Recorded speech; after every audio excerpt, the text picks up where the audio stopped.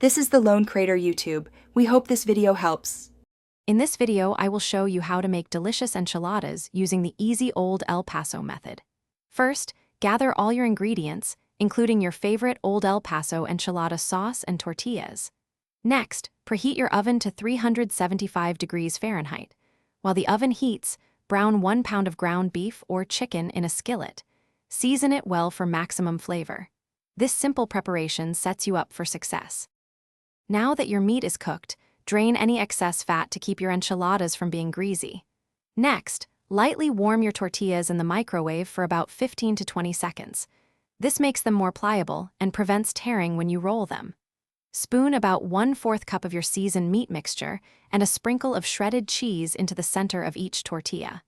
Don't overfill them, or they'll be hard to roll. With your tortillas filled, it's time to get them ready for the oven. Pour a thin layer of Old El Paso enchilada sauce into the bottom of a 9 by 13-inch baking dish. This prevents sticking and adds flavor. Carefully place each rolled tortilla, seam side down, into the dish. Once all are arranged, pour the remaining enchilada sauce evenly over the top. Finish with a generous layer of shredded cheese. Bake your enchiladas for 20 to 25 minutes, or until the cheese is melted and bubbly and the sauce is hot. Once baked, let them rest for about 5 minutes before serving. This helps them set and makes them easier to handle. Garnish with your favorite toppings like sour cream, cilantro, or diced onions.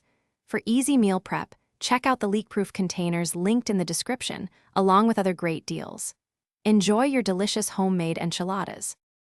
Thanks for watching. Consider subscribing if we helped you.